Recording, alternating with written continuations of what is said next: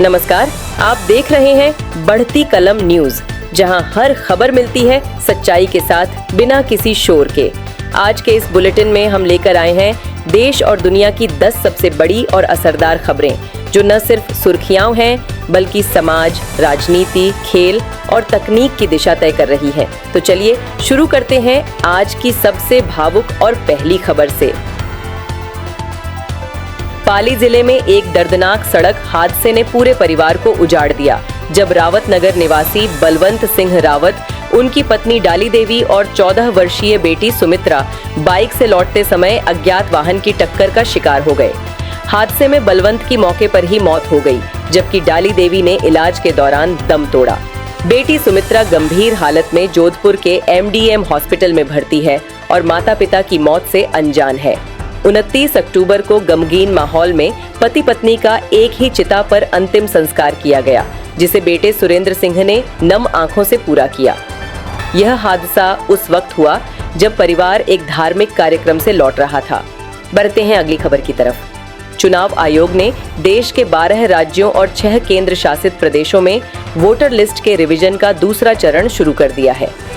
इस अभियान के तहत 51 करोड़ से अधिक मतदाताओं की जानकारी को अपडेट किया जाएगा। डुप्लीकेट और गलत प्रविष्टियों को हटाने के लिए डिजिटल वेरिफिकेशन को प्राथमिकता दी जा रही है।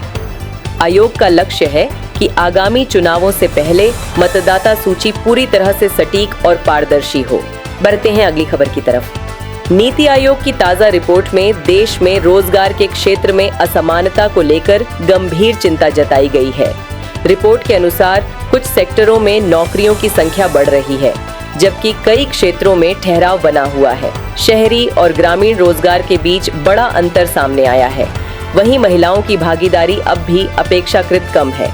आयोग ने सरकार से सुधारात्मक कदम उठाने की सिफारिश की है। बढ़ते हैं अगली खबर की तरफ। उत्तर प्रदेश के बहराइच जिले में कौड़ियाला नदी में यात्रियों से भरी एक नाव पलट गई, जिसमें एक महिला की मौत हो गई और 8 लोग लापता बताए जा रहे हैं। हादसे के बाद स्थानीय प्रशासन और NDRF की टीमें मौके पर पहुंच गई हैं। राहत और बचाव कार्य तेजी से जारी है। प्रशासन ने नदी किनारे रहने वाले लोगों को सतर्क रहने की अपील की है। बढ़ते हैं अगली खबर की तरफ। आज भारत और ऑस्ट्रेलिया की महिला क्रिकेट टीमों के बीच एक अहम मुकाबला खेला जाएगा, जो टूर्नामेंट की दिशा तय कर सकता है।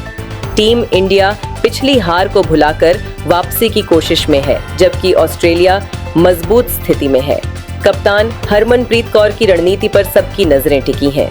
फैंस में मुकाबले को लेकर जबरदस्त उत्साह देखा जा रहा है। बढ़ते हैं अगली खबर की तरफ। प्रधानमंत्री नरेंद्र मोदी आज बिहार के मुजफ्फरपुर और छपरा में 2 बड़ी चुनावी सभाओं को संबोधित करेंगे। राज्य में आगामी विधानसभा चुनाव को लेकर सियासी हलचल तेज हो गई है। कांग्रेस नेता राहुल गांधी और प्रियंका गांधी भी राज्य में सक्रिय हैं। राजनीतिक बयानबाजी और जनसभाओं के जरिए सभी दल जनता को साधने की कोशिश में लगे हैं। बढ़ते हैं अगली खबर की तरफ। असम के धुबरी जिले में 12 हाथियों का एक झुंड गांव में घुस आया, जिससे फसलें और घरों को भारी नुकसान पहुंचा।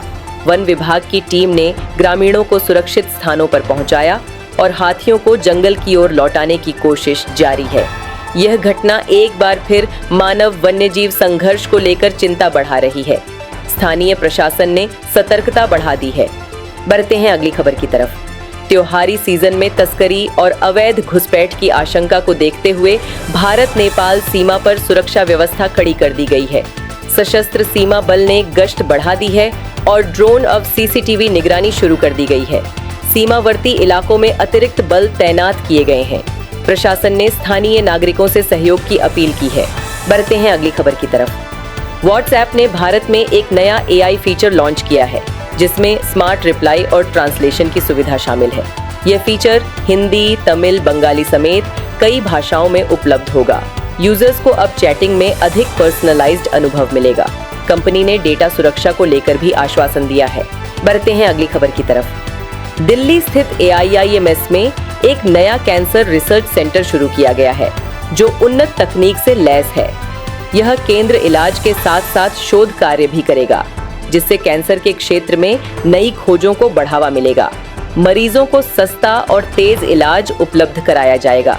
स्वास्थ्य मंत्रालय ने इसे देश की स्वास्थ्य प्रणाली के लिए एक बड़ी उपलब्धि बताया है। तो दोस्तों, ये थी आज की टॉप 10 बड़ी खबरें। हर खबर अपने आप में एक कहानी, एक चेतावनी और एक बदलाव का संकेत। ऐसी ही विश्वसनीय और असरदार खबरों के लिए जुड़े रहिए बढ़ती कलम न्यूज के साथ, जहां हर खबर में है सच्चाई की बात बिना किसी शोर के। मिलते हैं अगले बुलेटिन में, तब तक के लिए नमस्कार।